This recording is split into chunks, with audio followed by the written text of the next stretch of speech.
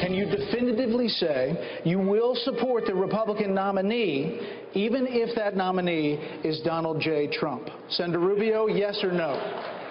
I'll support the Republican nominee. Mr. Trump, yes or no? I'll support Donald if he's the Republican nominee. Senator Cruz, yes or no? You will support Donald Trump if he's the nominee? Yes, because I gave my word that I would. If he ends up as the nominee, sometimes he makes it a little bit hard, but, you know, I will support whoever is the Republican nominee for president. I think Donald Trump's a disaster. I think he'll hurt the country and we'll lose in a landslide. But I will still pledge to support the nominee. I think in the end, Republicans across this country, certainly here in the state of Wisconsin, we're going to be behind the nominee. As I've always done since the beginning, since I was 18 years old, I'm going to support the Republican nominee. I'm going to support the Republican nominee, whoever he or she may be. But the bottom line, if it's Trump, so be it. That's who I'll support. All right, now that was a flashback from some former GOP presidential candidates who all signed a pledge promising to support the eventual Republican nominee. But now, well, two of them are singing a very different tune, including Senator Lindsey Graham. Watch this. I just don't believe Donald Trump is a reliable conservative Republican. Good luck with Paul Ryan trying to find a conservative agenda with this guy.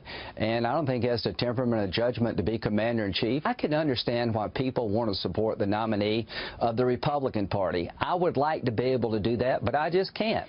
Now, Senator Graham is not the only former candidate to break his promise on Friday. Former Governor Jeb Bush posted a lengthy statement to Facebook, writing in part, quote, "In November, I will not vote for Donald Trump or Hillary Clinton, but I will support principled conservatives at the state and federal level."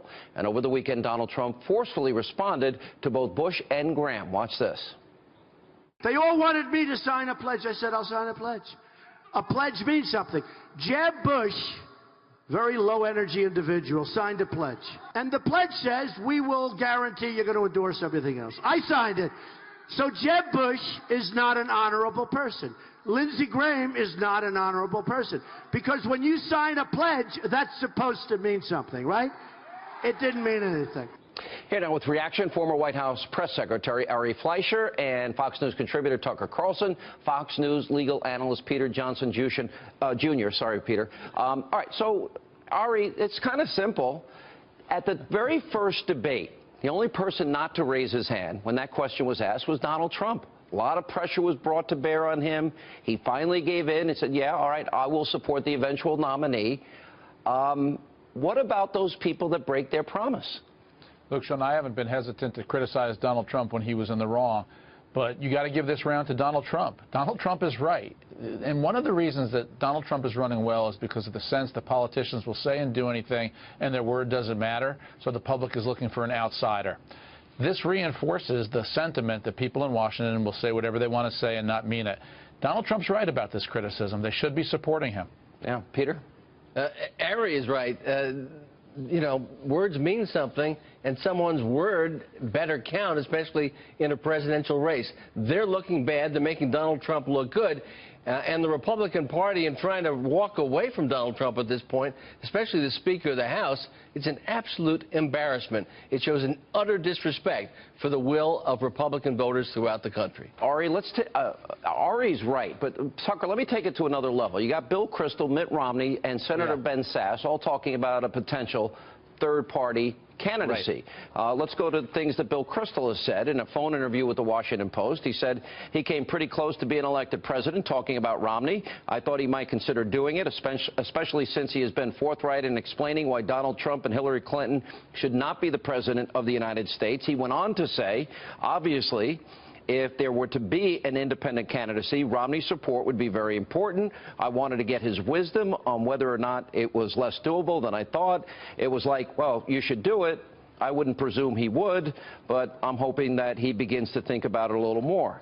Then he tweeted out as well. He said, you know, Clinton versus Trump would be stupid and mutually destructive, that an honest, competent independent could win. If Bartolo Colon can hit a home run, he's a Mets pitcher, he's like 42, that an independent candidate can win the presidency.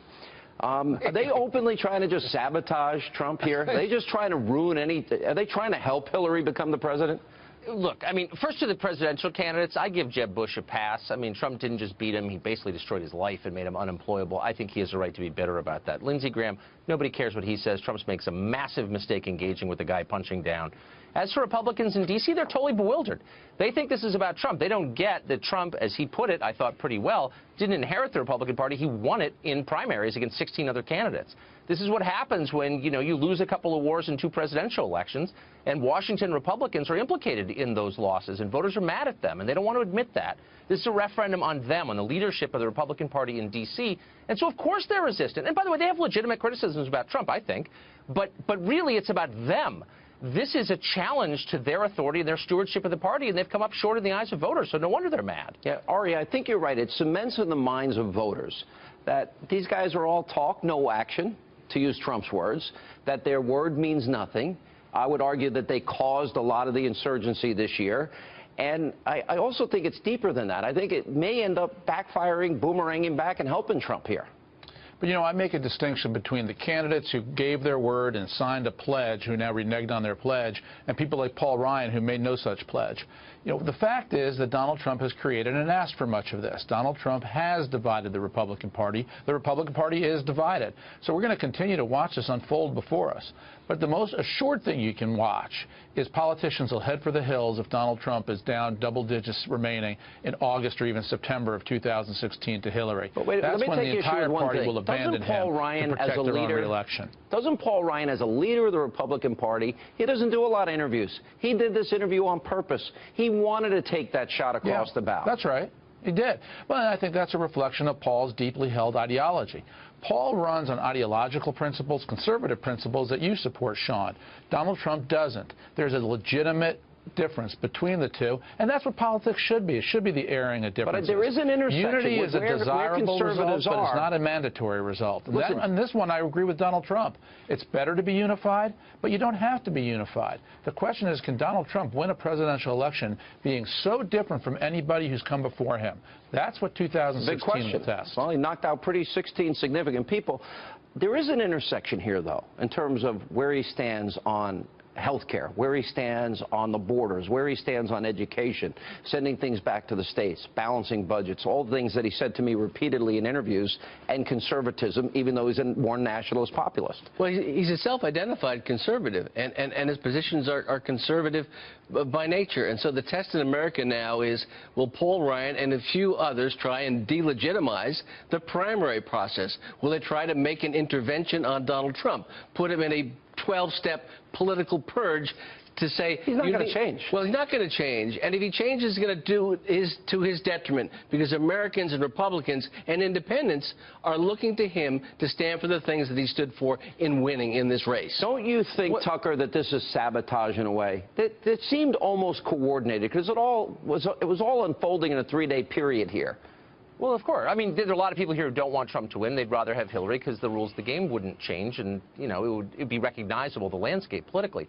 But I got to say, of course Trump doesn't have orthodox conservative positions on a whole bunch of things. But on the issue that I think is driving this election above all, which is immigration, who is more conservative? Trump, who really, I think, sincerely does want to control the borders, or Paul Ryan, who presides over a party that has failed to do so on purpose for generations? The only reason that Barack Obama got elected president twice, that California is a left-wing state, is because the demographics of the country are totally different. That was by design, and it was by with the complicity of Republicans. So, who's the liberal here? All right, guys, thank you all for being with us. Appreciate it.